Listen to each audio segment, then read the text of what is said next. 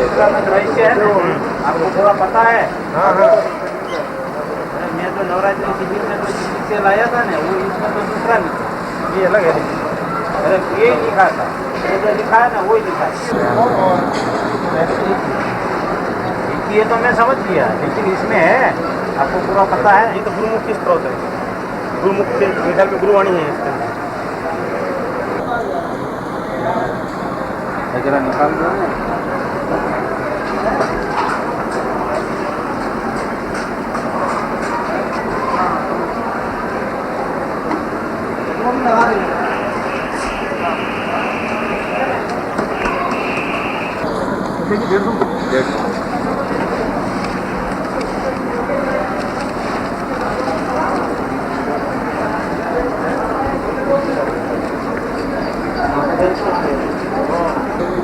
ये की किताब ले ली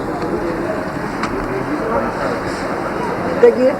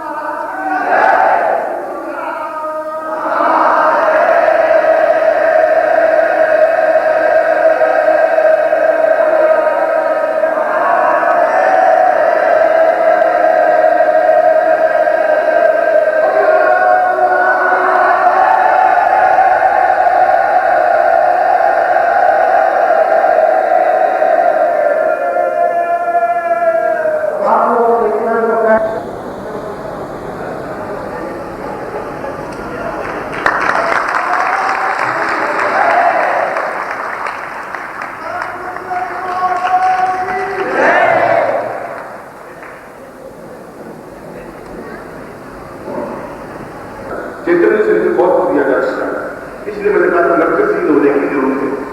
इसलिए कहा था कि तुम अपने आप में गतिशील होने की जरूरत है, और आज अपने आप में एक माध्यम है गतिशील होने का। और सबसे बड़ा उत्तम कोटि का वाद्य न हारमोनियम है और न बांसुरी है और न कोई जो सितारा है, दो आत्मा को मिलाने का जो यंत्र है, ताली बजाने का जो वाद्य यंत्र है, वो संसार का सर्वोत्तम वाद्य यंत्र है।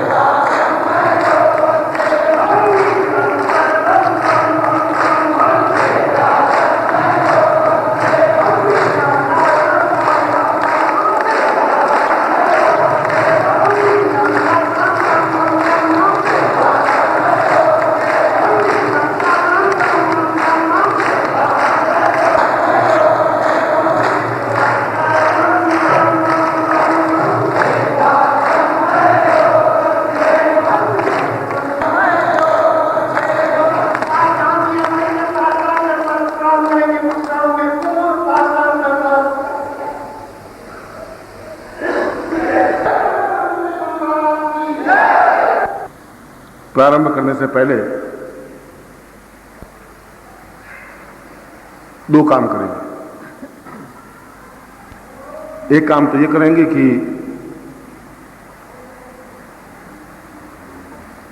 कल और अच्छे भजन हमें शायद सुनने को मिले, इसके लिए जोर से एक बार ताली बजाएंगे 1 सेकंड के लिए।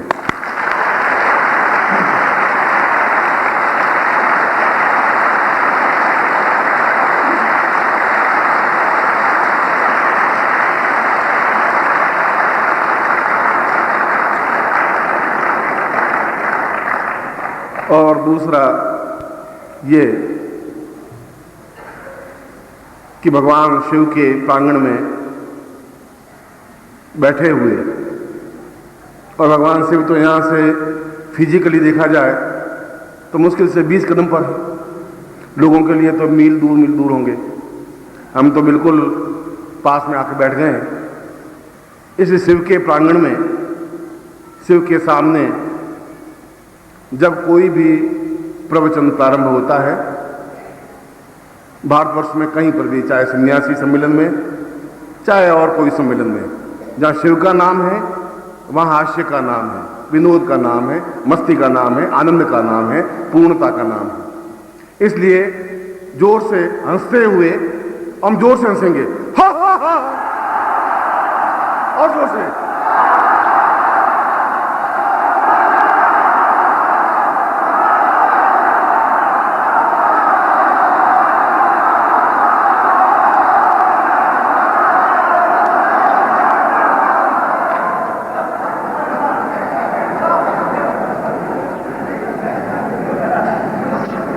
जो हंस सकता है वो मर नहीं सकता, जो हंसेगा वो मर ही नहीं सकता, संभव ही नहीं है।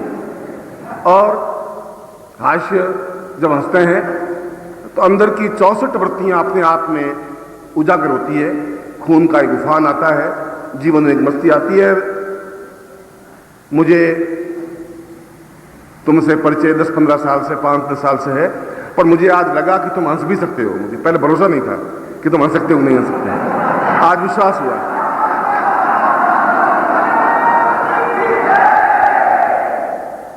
अब कैसे हंसते हैं इसको मैं पहल को खड़ा करके बताता हूं। ये हंसना नहीं तुम्हारा, पहल खड़ा, अट्टहास करते हुए हंसना चाहिए।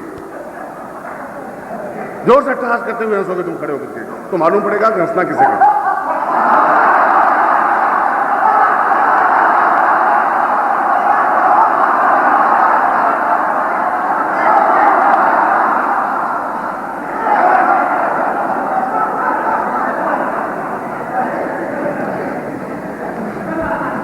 अगर जीवित जागृत गुरु हैं तो जीवित जागृत शिष्य भी होने चाहिए। अगर संसार में तो बैठे नहीं है। इसलिए मुझे बहुत अच्छा लगा कि हम ये सब क्षण एक सार्थक जीवन जी सकेंगे। नृत्य और गायन, हास्य और विनोद, श्रद्धा और समर्पण, ये सब कुछ जीवन में पूर्णता प्राप्त करने के आयाम हैं। पूर्णता प्राप्त करने के लिए कुल माला जपने से नहीं होगा। जब हम अपने शरीर में, और ये शरीर तुम जिसे शरीर कहते हो वो शरीर नहीं है, ये तुम्हारा शरीर है ही नहीं। इसलिए शरीर नहीं है कि यह शास्त्रों के अनुसार देह है। देह में और शरीर में अंतर होता है। देह का मतलब है जो मृत्युशील हो, गतिशील हो, समाप्त होने वाली हो। देह तो मरेगी, खत्म हो जाएगी, देह घिसेगी भी, देह में रोग भी होंगे, देह में बीमारियां भी होगी, देह में तकलीफ भी आएगी। जो देह में जीवित है वे एक न एक दिन संसार ने श्वाम पीड़ा स्मरण पिशाचा स्वचरा चिरा भस्मा लेप गरल वसन दिक्पट धरो। एक दिन तो उस संसार में जाकर के यात्रा करनी पड़ती है। मगर जिसके पास शरीर है, और शरीर का मतलब है अंदर एक ऊर्जा, एक प्रवाह है, इस शरीर के अंदर एक और शरीर है, और वह शरीर हाथ से उत्पन्न कर सकता है। वह शरीर एक भावना पैदा कर सकता है, देह पैदा नहीं कर सकता। देह केवल इतना ही कर सकता है कि अपने समान एक और चीज बना दे। खुद पुरुष है, एक पुरुष की आकृति, एक लड़का, एक बच्चा पैदा कर दे, बस देह का इतना ही काम है। इसके अलावा देह कुछ कर ही नहीं सकती, देह हंस नहीं सकती। देह तो केवल धीरे धीरे गतिशील होती हुई समाप्त हो जाती है।